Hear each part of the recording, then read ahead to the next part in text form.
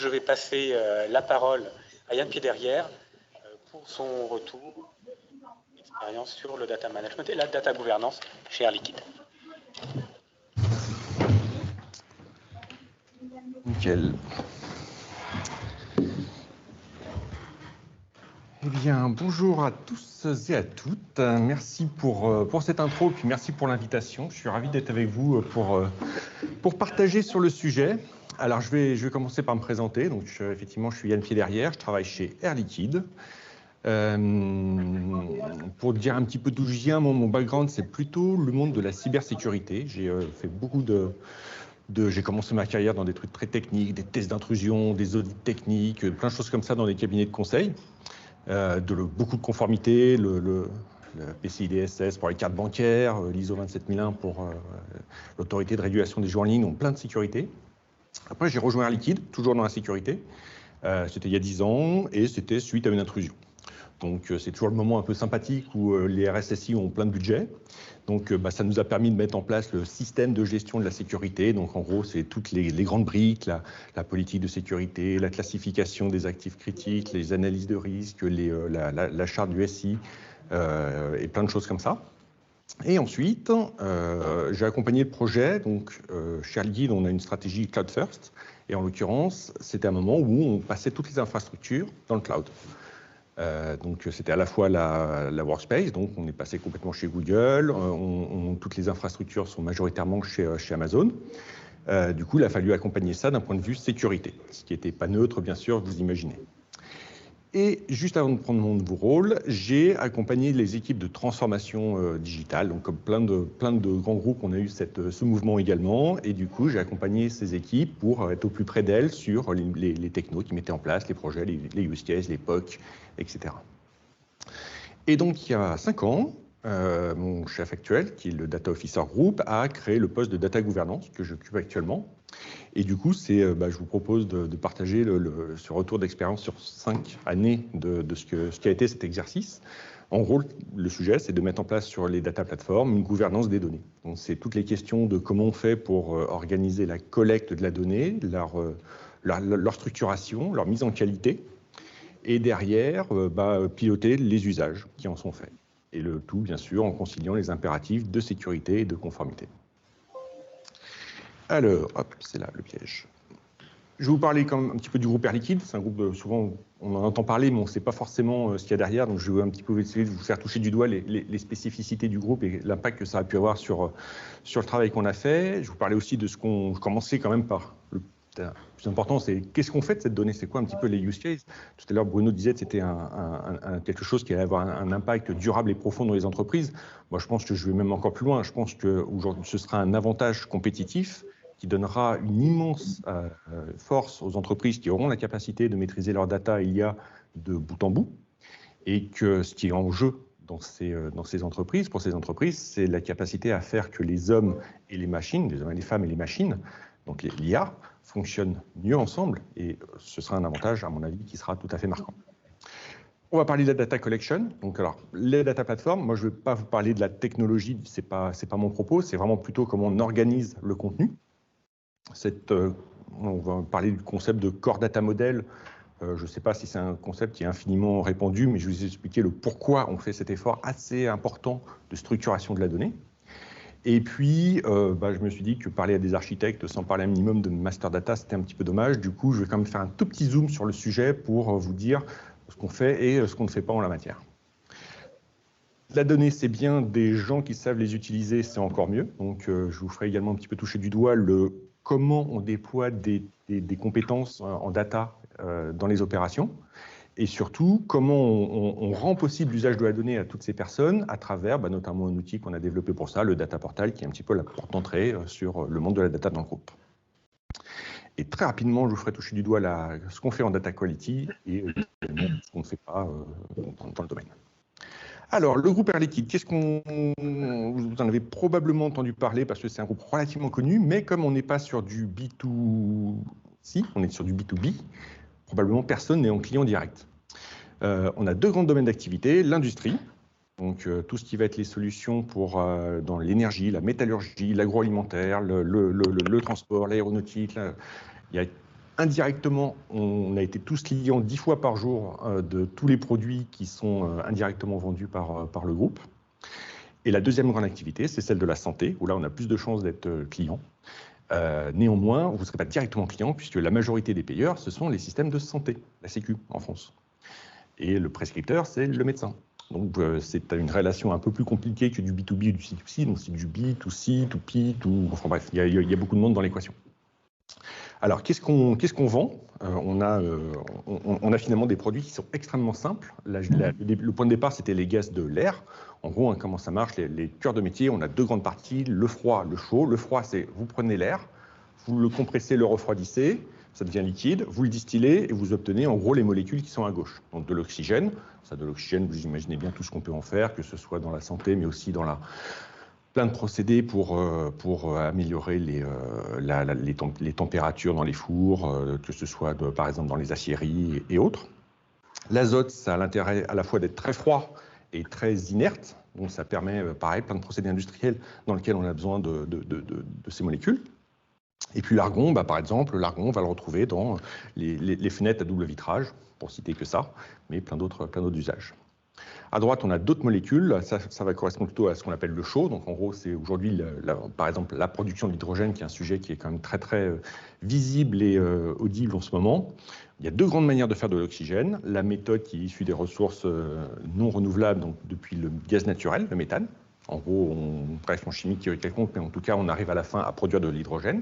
L'autre grande méthode, c'est l'électrolyse de l'eau, où on met de l'électricité et on récupère de l'hydrogène. Et ça va servir dans plein d'applications. Par exemple, historiquement, bien sûr, tout ce qui va être enlever le pétrole brut, on enlève le soufre avec de l'hydrogène, mais plein d'autres applications, notamment on pense au transport sur les camions et les voitures et autres. Je ne vais pas tout détailler, mais on a plein d'applications sur, par exemple, le silane, ça va être tout ce qui va permettre de faire de l'électronique, des écrans à cristaux liquides, des panneaux photovoltaïques, etc. À peu près, voilà, pour faire toucher du doigt un petit peu les grands marqueurs du groupe en termes de chiffres et puis faire sentir un petit peu le pourquoi du comment, à peu près un peu moins de 70 000 collaborateurs, 73 pays, on va voir la répartition derrière, à peu près 4 millions de clients et de patients, et puis une petite trentaine de milliards d'euros de chiffre d'affaires. Si on regarde à peu près comment ça se répartit, en gros, il y a la grande industrie, donc ça, c'est les grosses usines, donc vraiment, on pourrait dire l'industrie lourde, ça va représenter 37% du chiffre d'affaires. L'industriel marchand, qui vont soit faire des plus petites usines, soit vendre au détail les gaz produits par la grande industrie. Donc là, ça va être en gros du détail, de la vente un peu plus en détail. Le secteur de la santé et le secteur de l'électronique. Donc voilà, ça vous donne un petit peu un marqueur des grands domaines d'activité du groupe. Et puis, pour sentir aussi quelque chose qui va expliquer notre stratégie autour de la donnée, la répartition géographique. Donc, historiquement très présent en Europe, et encore majoritairement présent en Europe. L'Amérique en forte croissance, notamment suite à l'acquisition d'un groupe qu'on appelle Airgas, qui s'appelait Airgas et qui, du coup, a donné une empreinte assez forte en Amérique. Et puis l'Asie-Pacifique, qui représente à peu près 20% du chiffre d'affaires, et un petit peu en Moyen-Orient et en Afrique. Tout ça, ça a été des croissances à la fois organiques, mais aussi des acquisitions. Donc on se retrouve avec un spread géographique assez fort, et une certaine hétérogénéité également dans ces métiers. On l'a vu, il y a un nombre de métiers qui finalement est relativement petit, pour l'industrie, l'industriel marchand, etc. Néanmoins, la façon dont on va l'exercer dans le détail, endroit par endroit, ça va être toujours un petit peu différent. Et en conséquence de quoi, ça va introduire de l'hétérogénéité dans les process. Et on va voir notamment une conséquence de ce aura sur le système d'information. Qu'est-ce qu'on en fait de cette donnée? Alors pour vous faire un petit peu sentir les grands cas d'usage, parce que c'est comme ça qui va driver nos efforts, il va y avoir tout ce qui va être la supply chain. Donc les molécules, vous avez compris, c'est de l'oxygène, c'est de l'azote, c'est pas des molécules qui sont très très chères en elles-mêmes. Donc une partie importante du travail, ça va être de transporter ces molécules pour les apporter aux clients. On va transporter des bouteilles en fait. Donc on fait énormément de kilomètres parcourus. Donc l'optimisation de ces tournées, de la façon dont on va apporter au bon moment la bonne molécule au client, ça va être super important. Et là-dessus, on a énormément de choses à apporter avec la data. Le deuxième, alors, je sais pas, le deuxième, ça va être, je ne sais pas si je peux vous pointer, hop. Là, ça représente plutôt l'optimisation de l'outil industriel. Donc, on a des grandes usines, on cherche à les faire fonctionner sur leur point optimum de fonctionnement pour en tirer le meilleur de leur rentabilité. La partie énergie, alors que ce soit côté ce que j'appelais le froid, donc on consomme énormément d'électricité pour faire ce travail de compression de l'air, ou le gaz naturel pour la partie que j'ai appelé le chaud. Ici, l'optimisation de l'énergie, bien sûr, c'est un élément super important à la fois pour la productivité de l'outil industriel, mais aussi pour la planète tout simplement. Celui-ci va représenter la relation avec le client. Là, on va avoir également énormément d'intimité à avoir avec le client à travers la data, que ce soit pour l'acquisition des nouveaux clients, donc tout ce qui va être l'acquisition, la détection de leads, la transformation de leads. Sur un client actif, tout ce qui va être ce qu'on appelle le cross-sell, le up-sell, pour lui vendre des produits soit plus chers, soit complémentaires. La rétention, pour éviter de détecter un client qui est sur le point de partir et lui proposer l'offre qui va bien pour ne pas qu'il parte. Et puis le pricing, bien sûr, trouver le bon prix, le meilleur prix au meilleur client. Le truc du milieu, ça représente les patients. Donc ça, c'est un secteur dans lequel on est de plus en plus sous pression, simplement parce que les systèmes de remboursement sont sous pression eux-mêmes. Il y a de moins en moins de sous à la sécurité sociale et ça se ressent sur les tarifs auxquels on est remboursé. Du coup, ça veut dire qu'on a besoin d'être de plus en plus précis sur comment accompagner les clients. Par exemple, pour vous donner quelques exemples des activités santé, on a bien sûr l'activité de santé à l'hôpital, on apporte des molécules comme de l'oxygène, mais aussi à domicile. Ça va être par exemple sur des choses comme de l'apnée du sommeil, pour ceux qui font de l'apnée du sommeil, tout ce qui va être des pompes insuline et des choses comme ça. Donc, comment détecter qu'un client n'est pas observant? C'est-à-dire, par exemple, il ne porte pas son masque parce que ce n'est pas confortable, ce n'est pas la bonne taille, etc. Donc, tout ça, ça va être plein de data pour être capable de détecter des signes avant-coureurs qu'un client ne va pas être observant et lui faire la meilleure prescription d'une nouvelle taille de max ou d'un nouveau service. La maintenance, donc énormément de... Alors le cas typique qu'on veut éviter, c'est vous avez une usine, elle fonctionne, donc très bien, il y a une maintenance planifiée. Vous prenez votre client, vous allez arrêter l'usine pendant une semaine, vous arrêtez l'usine, vous faites la maintenance, vous ouvrez le compresseur, vous regardez, tout va bien, vous refermez le compresseur et ça ne redémarre pas. Donc ça, malheureusement, ça arrive des fois. Donc c'est ce qu'on veut exactement éviter. Donc on va plutôt faire la maintenance préventive ou prédictive, où en gros, d'après toutes les indications qu'on a de tous les capteurs, de toutes les informations qu'on a sur les autres usines de même type, anticiper quels sont les systèmes qui vont à un moment donné poser un problème parce que ça commence à vibrer et c'est pas bon signe quand ça vibre. Tout ce qui est l'optimisation de la force de travail, les ressources humaines, donc à la fois la détection, l'acquisition de nouveaux personnels, la rétention, l'allocation des meilleures personnes au meilleur endroit. et la partie procurement, enfin, qui est, vous imaginez, donc forcément, que ce soit sur l'énergie, mais sur l'ensemble des équipements qu'on met en œuvre, on achète beaucoup de produits et l'optimisation du procurement à l'échelle du groupe, c'est une énorme source de revenus, bien sûr, pour l'efficacité. Donc voilà, ça vous fait un petit peu toucher du doigt, alors c'est que les gros flagships, là, vraiment les gros porteurs, mais on va voir que ces use cases qui ont déjà prouvé leur valeur en dehors du groupe et dans le groupe, ça va énormément piloter, bien sûr, ce qu'on va collecter comme données. Alors, c'est quoi la recette? Rien de très original, ma foi. Pour avoir des bons use cases en data, il nous faut plein de data, ça, énormément, des bons outils pour les faire tourner, plein de talents pour les utiliser, et puis surtout, ce qu'il ne faut pas oublier là-dedans, c'est du change management, de l'accompagnement sur les métiers. Sinon, les 3 premiers éléments, ça va juste faire un système d'information très cher, mais pas du tout productif. Donc, une composante de change management qui est vraiment pas à négliger dans ces sujets data. Alors, les pain points, avant de voir comment on adresse le sujet, un petit peu les pain points qu'on rencontre. Alors, classiquement, les problèmes de qualité. Ça, c'est des données d'un vrai ERP. Donc, vous imaginez à gauche, là, quand on voit le nom toutes les manières qu'on a de nommer McDonald's, vous imaginez que quand on essaie de sortir le chiffre d'affaires avec McDonald's, c'est un petit peu touchy. Le truc du milieu, là, avec Do Not Use, c'est aussi des vrais noms de clients. On sent bien que c'est un truc qui est un petit peu cassé dans le process quand on est obligé d'appeler les clients comme ça. Et à droite, c'est Philadelphia. Donc, de façon incroyable, il y a, je sais pas, une trentaine de façons de nommer Philadelphia avec un nombre de typos assez impressionnantes. Donc imaginez le pauvre data analyst qui doit faire des KPI là-dessus, comment il est en souffrance. Donc ok, ça c'est la data quality, c'est un problème, je pense qu'on est très nombreux à le rencontrer, on verra tout à l'heure. Deuxièmement, ce chiffre, c'est tout simplement le nombre d'applications qu'on a dans le groupe. Alors ce que je vous disais tout à l'heure, on a des métiers qui sont géographiquement proches, mais toujours un petit peu différents. Finalement, les molécules qu'on vend, on va dire, la molécule d'oxygène, c'est la même en APAC, en Europe et en Asie. Finalement, on ne peut pas complètement standardiser les process sans prendre le risque de dévaloriser le produit qu'on vend. Donc on est obligé d'être très proche et très tailor-made localement sur la façon dont on vend la molécule. Et du coup, ça veut dire de l'hétérogénéité dans les process, et ce qui se passe très logiquement, c'est qu'on a de l'hétérogénéité dans les applications, dans le système d'information. Donc voilà, on avait 80 ERP il n'y a pas si longtemps. Donc autant de silos techniques, autant de données qui vont être structurées de façon hétérogène, de difficultés pour extraire, obtenir les extraits, etc. Donc la bague classique, c'est qu'avant, 80% du temps d'un data analyst ou d'un data scientist était à attendre les données, à faire des pieds et des mains pour les obtenir, et c'était très usant pour eux et pas du tout efficace. Donc on a un vrai sujet qui est lié à ça. Alors, on est loin d'être les seuls, et il y a sûrement peut-être dans l'audience des gens qui ont des chiffres plus grands sur le nombre d'applications.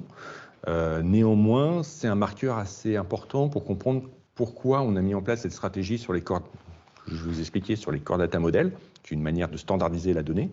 Parce que voilà, il fallait qu'on trouve une solution pour lisser ces données, alors qu'on avait des sources très hétérogènes.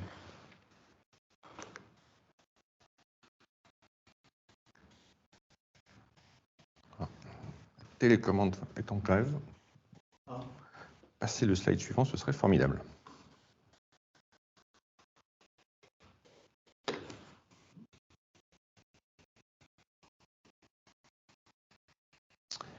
Ok, alors du coup, on va parler un petit peu de collecte de la donnée.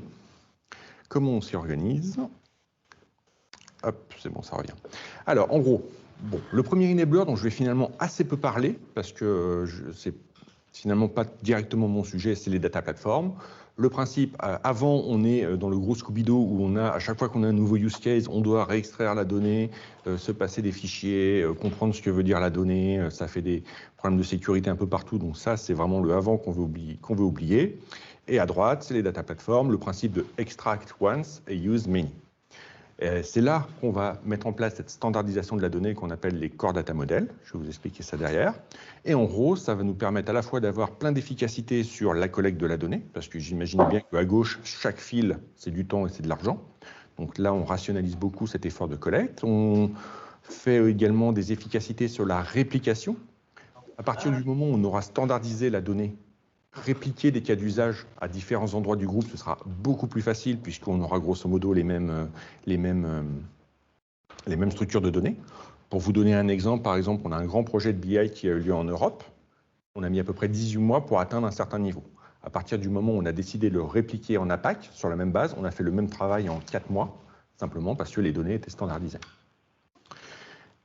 L'agilité est beaucoup plus grande parce que les données, une fois qu'elles sont disponibles, elles sont disponibles à un coût marginal nul et un temps marginal presque nul. Du coup, ça veut dire qu'on va être capable, par exemple, au moment du Covid, il y avait un grand patron qui voulait un dashboard avec des KPI complètement spécifiques pour suivre en particulier les stocks de certains clients critiques. Et on a été capable de le faire en l'ordre de 3 jours, simplement parce que toutes les données étaient disponibles, ce qui aurait bien sûr été impossible dans le cas de gauche. Ça rend possible les petits projets, parce que si vous êtes, en gros, chaque fil dans le schéma de gauche, il va vous coûter 10, 20, 30, 50 K. Donc, et à chaque fois que vous avez un petit use case, si vous devez extraire la donnée, ça va simplement tuer dans l'œuf la rentabilité du projet. Et puis, ça rend possible les grands projets transverses. Donc, comme je vous disais, c'est très hétérogène, le système d'information. Mais imaginez qu'un projet typique, c'est la gestion des spare parts, des pièces détachées pour les usines. Donc, chaque pays, chaque groupement de pays qu'on appelle cluster et chaque hub géographique, donc continent, gère des pièces détachées. On peut bien sûr massifier et se dire, du coup, toi tu prends telle pièce et moi je prends telle pièce, et puis on se les passe si jamais il y a besoin. Et ça, c'est possible grâce au Core Data Model, où on a standardisé les entrepôts de pièces détachées, fait un entrepôt virtuel de pièces détachées, et on a été capable de faire des économies assez importantes sur ces pièces détachées, simplement en virtualisant les entrepôts. Donc là, on a parlé des data platforms qui sont le grand contenant, et du coup, comment on s'y prend pour organiser le contenu, cette fameuse histoire de Core Data Model. Alors, le point de départ, le gros postulat, c'est le métier qui sait le mieux, à la fois de quelles données ils ont besoin et de comment on va appeler un chat un chat. Du coup, on a posé 12 data officers dans les lignes métiers. Donc, il y a les grandes lignes métiers dont je vous ai parlé, là, l'industriel, la grande industrie, l'industriel marchand, la santé, etc. Il y en a quelques autres.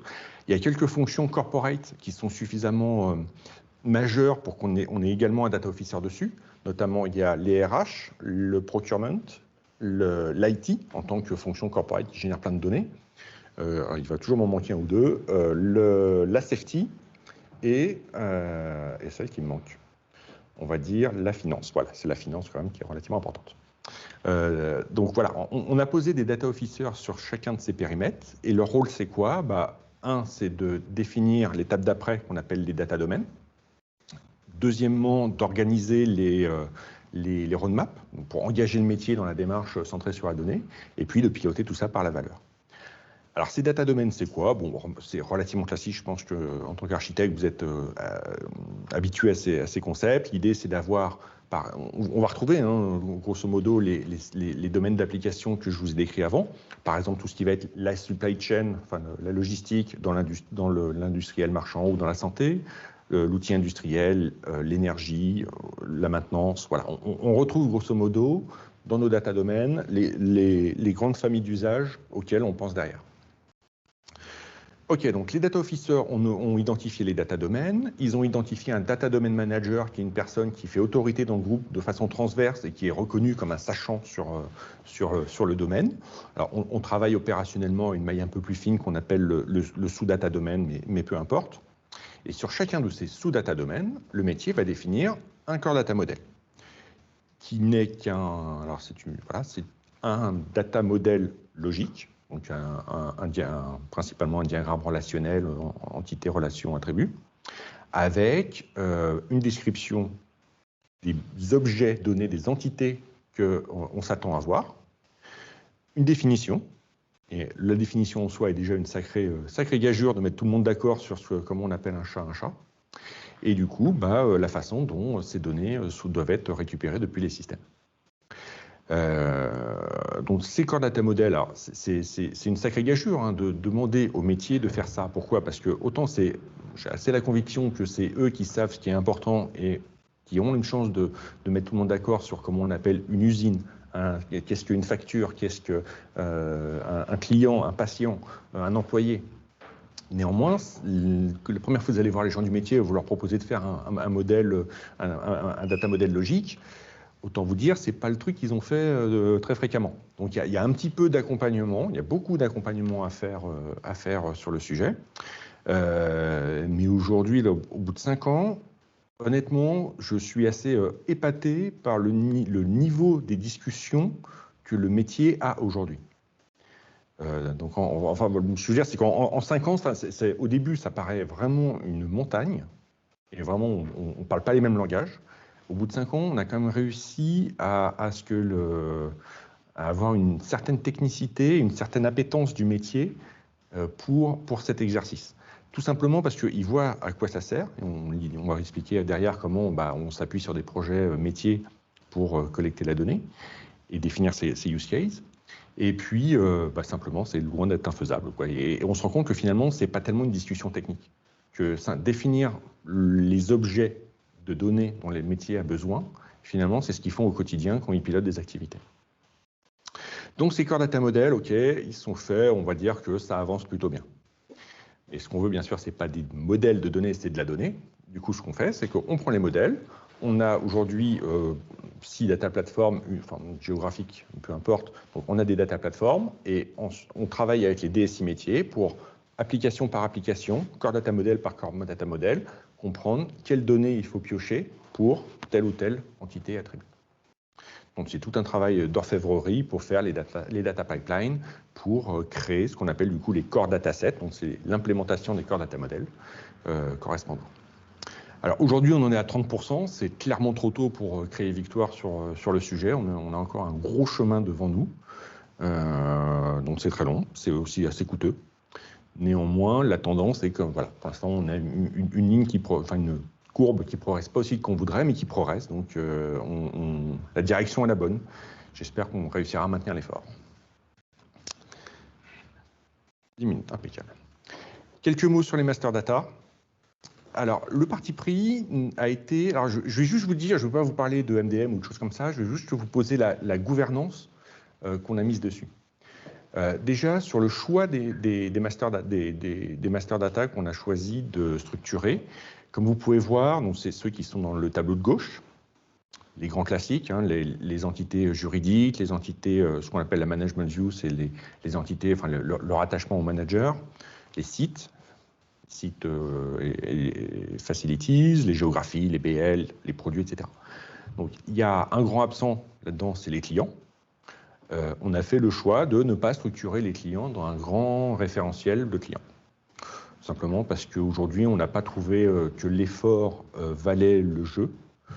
Comparé à l'immense complexité que ça représente, on le fait de façon plus tactique par hub géographique, donc en gros à l'échelle d'un continent. Le produit aussi, pour le mentionner, on a fait le choix de ne pas avoir le niveau de détail qui permettrait d'avoir un référentiel produit de type marketing pour améliorer. C'est plus un reporting au niveau financier. Donc beaucoup plus des catégories macro, plus pour un suivi financier. Voilà, donc ça a été un arbitrage entre guillemets, se limiter à ces grands référentiels. Et comment on a procédé d'un point de vue gouvernance? Donc il y a un comité dont je ne vais pas parler qui s'appelle le groupe Data Board, qui regroupe tous les data officers, tous les DSI des IT locales, plus quelques fonctions comme la sécurité, etc.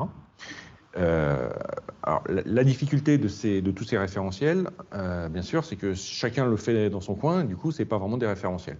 Du coup, il a fallu se mettre d'accord sur 7 règles qui permettent de dire que telle table, telle donnée est un référentiel. Un owner clair, un data owner clair, un data model également clair, la disponibilité des données dans les plateformes, les data plateformes, un processus de maintenance, un suivi de l'adoption, un processus de qualité et puis des règles autour de la sécurité et de l'adoption. Voilà. Déjà, rien qu'en posant ces 7 règles qui ne sont pas non plus rocket science, qui sont finalement assez simples, ça a permis de faire naître un consensus autour de ces référentiels et au moins de lancer une boucle vertueuse sur l'adoption et la standardisation des données, qui est bien sûr un élément clé pour être capable de connecter entre elles des données de sources différentes. Voilà ce que je voulais vous dire sur vraiment la partie collecte de la donnée. On va quand même faire un petit zoom sur les personnes qui utilisent ces données, et notamment, je vais vous expliquer derrière comment on la rend possible. Alors, on a défini différents niveaux d'expertise. Vous vous souvenez, 67 000 personnes dans le groupe. En gros, il y a quelques dizaines de milliers de personnes qui vont être des consommateurs de BI, donc des dashboards déjà tout prêts. Il va y avoir quelques milliers de personnes qui vont être capables de faire des dashboards. Quelques centaines de personnes, là au niveau upskilling et expertise, qui seront vraiment des experts et commenceront à faire, mais pour faire simple, du Python et des techniques d'analyse de données un petit peu plus avancées, des requêtes SQL et une analyse un peu plus poussée. Et là-dedans, il y a des data scientists. L'ambition, c'est d'avoir 300 data scientists dans les opérations, de façon à être au plus près des utilisateurs de la donnée, de ceux qui prennent des décisions au jour le jour, pour activer la donnée. Alors, comment on fait pour avoir ces 300 data scientists? On a lancé un programme qu'on appelle AI Readiness, qui notamment a une grande partie d'upskilling. L'ambition, en gros, l'objectif, c'est d'avoir 80% de ces 300 personnes qui seront plutôt sur de l'upskilling de personnes en interne. On a un programme de formation qui est assez ambitieux, avec beaucoup de pratiques, alors, des cours, donc tout un processus avec les RH pour identifier les candidats, tester pour voir où est-ce qu'ils en sont dans tous les domaines de compétences dont ils auront besoin, leur donner des cours là où il y aurait besoin, et ensuite beaucoup de coaching et mentoring avec un data scientist déjà senior, et la mise en pratique. Et donc, dans ce programme de formation, tous les trainees doivent identifier un cas d'usage réel et qui devra être porteur d'une génération de valeur. Pour faire simple, on va dire au moins 100 cas de génération de valeur sur chaque use case de formation. Et du coup, ça les oblige vraiment à se mettre en situation réelle d'utilisation de la donnée. Et pour plus que de former simplement la personne, on upskill vraiment la position, le job. Donc on va former par exemple également le manager pour lui apprendre comment utiliser les compétences de son collaborateur, etc. 5 minutes, on est large. Donc maintenant qu'on a tous ces gens, alors en toute transparence, sur les 300, aujourd'hui on en a fait à peu près 100, voilà, 300 en 2027. Donc à vue de nez, comme ça, on est plutôt dans les temps. On ne va pas se relâcher, on n'est pas trop en avance non plus, mais a priori on est plutôt dans les temps. Donc on a vraiment tous ces gens qui sont dans les opérations, vraiment, mais c'est des gens qui vont être à côté des équipes de commerciaux et qui vont leur donner des grilles de prix. C'est des gens qui vont être à côté de ce qu'on appelle les dispatchers qui organisent les tournées et leur faire des conseils sur quel client livrer en premier. Donc, imaginons que ces 300 personnes, chacun y fasse entre 1, 2, 3 études données, de data study, donc en gros, c'est un petit projet à donner, par an. On va en avoir des centaines, des milliers. Donc, ça veut dire aussi qu'on a des grosses questions à se poser sur vers quel sujet les orienter, comment contrôler les usages de ces données, comment choisir les sujets les plus rentables, et puis éviter un espèce de mushrooming dans tous les sens. Du coup, il y a quand même quelques postulats qui sont pris, et notamment, on a mis en place le data portal. Le data portal, c'est la porte d'entrée sur la donnée du groupe, qui va avoir quoi? Donc, c'est comme un catalogue, hein, ça aurait pu s'appeler un data catalogue, mais on est parti sur data portal. En gros, vous allez avoir toute la fonction de recherche, qui va permettre, selon tous les critères possibles et imaginables, de trouver les fameux core datasets et tous les rapports dashboard BI existants. On va avoir, donc une fois que le data scientist a trouvé le dataset de ses rêves, il va pouvoir demander accès. Donc le postulat, c'est qu'on ne demande pas accès comme ça à un dataset, on le demande dans le cadre d'un projet, d'une initiative. Donc l'accès est associé au projet et à la personne. On déclare également les initiatives, les projets. Donc tout ce qui va être la validation et le lancement des projets se fait également dans le data portal. Donc en gros, je dis le use case que je veux mettre en place, je dis qui est mon sponsor qui le validera, et ensuite chaque data owner doit valider l'usage de la donnée. Ça a l'air un peu compliqué comme ça, mais comme tout est intégré dans le portail, si tout le monde est autour de la table, il n'y a pas de comité, ça peut être fait en 10 minutes. Et enfin, pour tous nos data owners qui seront au quotidien en train de manipuler la donnée, il y a toute une partie de gestion des métadatas qui sont présents dans ce portail. Et juste, en overview de à quoi ça ressemble, c'est un portail, ma foi, relativement classique qui n'a rien d'extraordinaire en termes de présentation. On retrouve l'organisation de la donnée comme on l'a définie dans la data gouvernance, avec, vous retrouvez industriel marchand, grande industrie, etc. On va avoir sur chacun un moteur de recherche, et sur chacun des datasets, on va retrouver le core data model, donc qui va donner la définition des objets tels qu'ils sont structurés dans les core data models. Et le dernier slide que je voulais vous montrer pour vous faire toucher du doigt le sujet data quality. Tout en bas à droite, en fait, donc, on peut apercevoir sur les datasets une mesure de la quality. Et plus précisément, on essaye de mesurer, alors en anglais c'est usability, je ne sais pas trop comment ça se traduit. Bon, bref, c'est horrible. L'idée, c'est quoi? C'est que finalement, ce qui intéresse les gens, c'est pas tant la qualité, c'est de savoir si le dataset il est vraiment utilisable pour mon cas d'usage. Et du coup, derrière ce truc de usability, on a 4 notions. On a la qualité donnée d'un point de vue technique et d'un point de vue métier. Technique, ça va être est-ce que les clés sont uniques, est-ce que les clés sont complètes. D'un point de vue métier, ça va être est-ce que les chiffres sont vraisemblables par rapport à des critères métiers. La bonne documentation des métadatas, est-ce qu'on est aligné sur les corps modèles, est-ce qu'on sait chaque terme à quoi il correspond. Le troisième critère, c'est un critère de est-ce qu'il y a des gens qui s'en occupent, donc est-ce qu'on a des data owners, est-ce qu'on a une communauté de gens qui peut nous aider à comprendre la donnée et répondre à des problèmes de qualité. Et le quatrième critère, c'est ce qu'on est aligné sur les métadatas. Est-ce qu'on est aligné, pardon, sur les référentiels et les master data dont je vous ai parlé tout à l'heure? Voilà, on secoue tout ça, on met derrière un chiffre ABCD, un peu comme le Nutri-Score, on a appelé ça le Quali-Score, et ça nous permet comme ça de donner en un clin d'œil un niveau de feeling sur la qualité de la donnée. Voilà, donc c'est aussi un postulat de partir sur le principe que la donnée, la qualité, c'est un sujet qui est souvent ingrat et un peu en arrière-boutique. Donc on prend le parti de l'exposer. C'est pas toujours confortable comme solution. On a passé beaucoup de temps à dire au métier, il faut investir de l'argent dans les data platforms. Là, on leur dit, bon, bah, écoutez, maintenant que c'est fait, regardez la qualité de la donnée sur laquelle vous prenez vos décisions, c'est pas toujours terrible. C'est bon, c'est parfois inconfortable comme position. Néanmoins, je pense que c'est indispensable si on veut faire avancer sur le sujet. Et pour répondre à une question que j'ai aperçue dans le chat, oui, c'est un développement complètement... je ne sais pas lequel. Oui, le portail est un développement maison.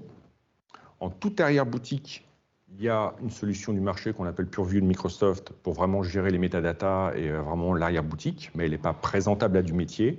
Et du coup, il y a tout un front qui est développé complètement custom, presque complètement custom,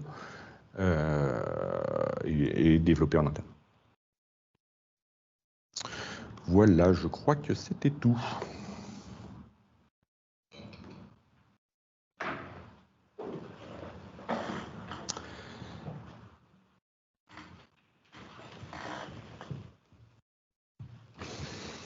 Alors, quelques petites questions. Il y en a qui sont dans le chat. Tu en as déjà pris une à la volée. Il y en avait plusieurs autres. Une première sur les Core Data Models. Donc, ce sont les métiers qui les définissent, Ouais. que tu nous as expliqué. Les métiers, il y en a plusieurs. Comment est-ce qu'ils font pour prendre en compte les données définies par les autres métiers, ou pas d'ailleurs? Alors, ou pas. Alors, l'accostage des Core Data Models. Alors, pour complètement répondre, il faut que je vous explique du coup comment on a commencé. Il y a deux grandes approches possibles, en tout cas moi j'en connais deux, peut-être qu'il y en a d'autres. Il y a l'approche un petit peu plus académique, qui peut-être trouvera plus grâce à vos yeux, qui est de partir de la vue process d'entreprise. Donc on mappe l'ensemble des process de l'entreprise. À chacune des étapes, on se pose la question des données qui rentrent, qui sortent de l'étape du process.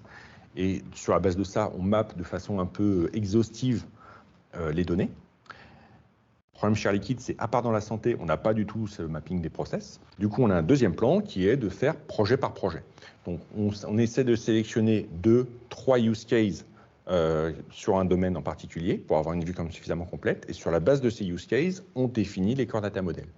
Ça a l'inconvénient d'être nécessairement incomplet. Au quatrième use case, il y a des chances qu'il nous faille une donnée en plus. Mais ça a l'avantage d'être, priorisé et tout de suite générer de la valeur, puisque du coup, c'est pour un use case qui génère tout de suite de la valeur. Et deuxièmement, ça a l'avantage d'être plus parlant pour le métier, qui voit tout de suite à quoi ça sert. Sinon, l'exercice de Core Data Model, il est quand même extrêmement abstrait pour le métier. Et du coup, alors pour répondre le lien à ta question, c'est que du coup, on a développé ces Core Data Models plutôt de façon, on a commencé sur un peu des petits périmètres. Et ils croissent au fur et à mesure pour ajouter des use cases. Et finalement, on se rend compte que, je ne sais pas, sur un use case de, je sais pas, la vente et la logistique, effectivement, entre les deux, il y a le client à qui tu envoies une facture, mais aussi à qui tu livres un truc. Donc, ça se touche au bout d'un moment.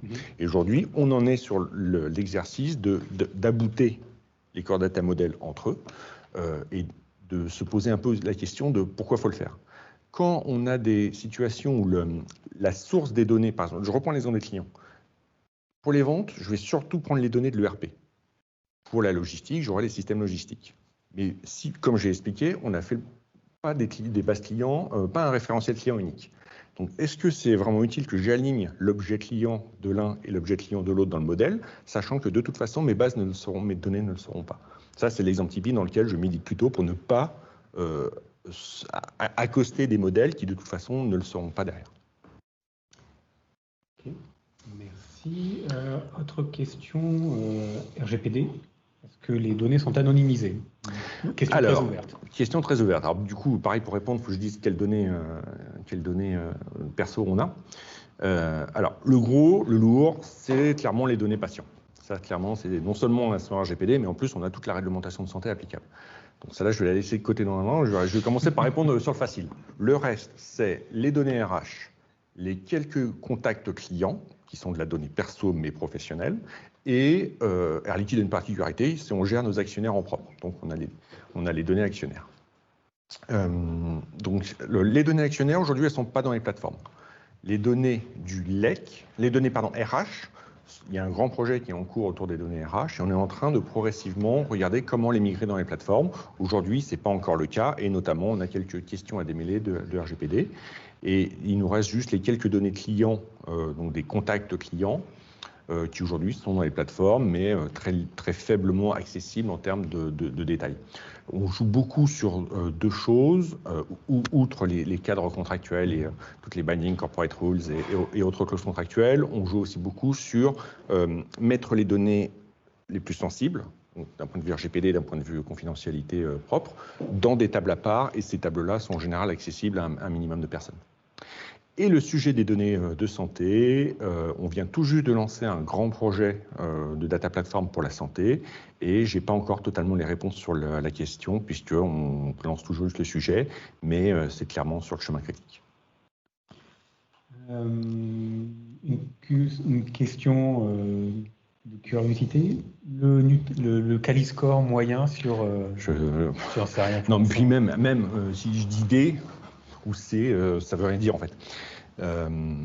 Non, je sais pas trop. Non, je sais pas dire comme ça. Alors, tu parlais tout à l'heure de data portal, qu'on aurait pu appeler data catalogue. Il y a une question à savoir pourquoi aller faire un data portal à la place d'un data catalogue. Quelle est la relation pour toi entre les deux? Est-ce que tu mets tu définis les deux de manière séparée? Alors, moi, donc, j'ai le rôle de solution owner pour le data catalogue et le data portal. Donc je pense que les deux sont nécessaires. Le data catalogue, c'est vraiment le truc en arrière-boutique, comme je disais, un Microsoft Purview, qui est basé vraiment pour extraire les métadatas des tables, les agréger, permettre à la data gouvernance de les piloter. Mais je ne sais pas si vous avez déjà utilisé l'outil, il faut quand même être plutôt sur un profil data engineer pour s'y retrouver. Ce n'est pas présentable directement à un métier. En revanche, le data portal, c'est vraiment la porte d'entrée pour un VP ou pour un directeur qui chercherait son dashboard ou son truc. Et là, on va trouver avec un moteur de recherche vraiment aligné sur l'organisation matricielle de Air Liquide les informations qu'il pourrait chercher. Dernière question. Tu es où dans l'organigramme de la société, ou plus précisément la gestion de la donnée, le data management? Alors, tu es rattaché où? Alors moi, je fais partie de Digital et IT. Je ne sais pas si Digital et IT sont toujours séparés dans les groupes. On va dire que c'est un petit peu historique suite à l'étape Digital Transformation, dans laquelle il y avait eu un Chief Digital Officer qui était au même niveau que le Chief Information Officer. Voilà, donc après, il y a toujours un petit peu des mouvances de regrouper, de reséparer, etc. Là, aujourd'hui, on est plutôt un peu dans une logique de reconsolider tout ça. Il y a un VP Digital et IT qui a été nommé il y a quelques mois. Où est-ce que je suis dans tout ça? Du coup, moi, je suis dans cette organisation IT. Néanmoins, je me sens, comme le gros de mes interlocuteurs, c'est quand même les data officers qui sont métiers, je me sens à la frontière. Donc, je définis mon poste aujourd'hui plutôt comme un intermédiaire entre l'IT et le métier. Donc, tu es architecte d'entreprise, en fait. En fait. mais tu sais, la façon dont je décris mon job un peu caricaturalement, moi, mon travail, c'est de ranger les armoires. Concrètement, il y a d'énormes bases de données, et puis moi, je range dans des petites cases les données comme il faut pour qu'on sache où les retrouver. Deux dernières questions. Je crois qu'il y en a une dans la salle. Il y en a une dans la salle. Pour rester et pour aller plus loin que la plaisanterie, simplement sur les architectes d'entreprise, comment est-ce que tu travailles avec eux? Je pense que c'est tes interlocuteurs assez régulièrement, je le sais. Oui. Comment ça se passe? Alors, ça dépend ce qu'ils font. Moi, je vois alors c'est peut-être pas du tout académique et je vais peut-être me faire des ennemis, mais là, les trois trucs sur lesquels je rencontre les architectes d'entreprise, c'est dans leur rôle de donner les grandes politiques, guidelines et choix technologiques pour le SI. Le deuxième, c'est la gouvernance, donc faire appliquer dans la gouvernance, notamment projet et pas que, ces règles. Et puis la troisième, c'est ad hoc sur les projets, de dire pour ton projet, ton besoin, tu devrais plutôt faire comme ça. Donc en gros, sur le premier point, donc, on est co-rédacteur d'un certain nombre de ces politiques et de ces guidance. Au début, par exemple, moi, j'avais pas de parti pris sur les core data models. C'est vraiment eux qui ont expliqué la logique de structurer ça comme ça, le pourquoi c'était bien, comment on allait articuler avec les API, la logique d'API, comment on allait articuler avec je sais pas, les MDM et les master data. Sur la gouvernance, moi j'ai un siège dans le comité qu'on appelle le CI Office, mais qui valide les projets pour dire oui, ok, ils sont bien alignés avec CRL, ils sont cohérents par rapport au système d'information, ils sont bien organisés, on risque pas d'avoir 30% d'overrun, etc. Et le troisième, c'est ad hoc sur les projets. Alors là, ça va être, je vais peut-être plutôt dire par exemple sur le design des data platforms, par exemple, comment on va organiser le data lake pour être en ligne. Techniquement, pour être en ligne avec ce que nous, on a défini niveau gouvernance, en termes de comment on donne les accès, par exemple. Est-ce qu'on le donne par géographie? Est-ce qu'on le donne par pays? Est-ce qu'on le donne par data model? Est-ce qu'on le donne, etc. Donc, on a toute une discussion où moi, j'ai un peu le rôle métier. Donc, dans mon rôle de solution owner, j'exprime un besoin et eux, ils proposent des façons de répondre à ça pour les data platforms. Okay. Dernière toute petite question dans la salle. Donc, comment vous avez constitué des équipes de data owners? Alors, si tu peux reformuler. Alors, la question, c'est comment on a organisé et structuré les data owners. Est-ce que c'est des ressources supplémentaires? Est-ce que c'est des gens du métier, etc. Alors, quelques points. Donc, c'est toujours des gens du métier, sauf exception. C'est presque jamais des postes dédiés. Il y en a quelques exceptions, mais c'est souvent une casquette. Et je pense que c'est assez important parce que pour que la personne ait une légitimité pour dire, il faut, je ne sais pas, par exemple, sur une base client, pour confirmer que l'email des clients est le bon. La personne, en général, a déjà un enracinement auprès des équipes vente et il va être capable de discuter avec un business process owner, avec un solution owner pour dire, écoute, voilà, peut-être que tes équipes, quand les gens clients en ligne, ils pourraient confirmer l'email. Exemple un peu simple, mais du coup, l'enracinement métier est super important. Et juste pour mentionner peut-être un dernier point, un postulat qu'on a pris chez Air Liquide, c'est de juste avoir des data owners et pas de data stewards. Je ne sais pas si c'est un bon choix. C'était comme ça, c'était à l'époque de la transformation digitale. C'était un moment où on parachutait des tonnes et des tonnes et des tonnes de rôles, de business process, de solution. Enfin, on positionnait plein de rôles dans l'organisation et il y avait un peu saturation. Du coup, on a simplement pris le parti de ne pas en rajouter et de dire on met des data owners et s'ils ont besoin de quelqu'un un petit peu plus hands-on dans leurs équipes, ils le nommeront bien. Ça fait une petite ambiguïté. Certains data owners sont de peu trop hands-on et certains le sont pas tout à fait assez, mais on s'en sort. Merci beaucoup. Avec plaisir. Désolé pour les questions qu'on n'aura pas pu prendre. Faites-les mois passer, puis je vous dropperai une réponse. Voilà. Je ferai le pont.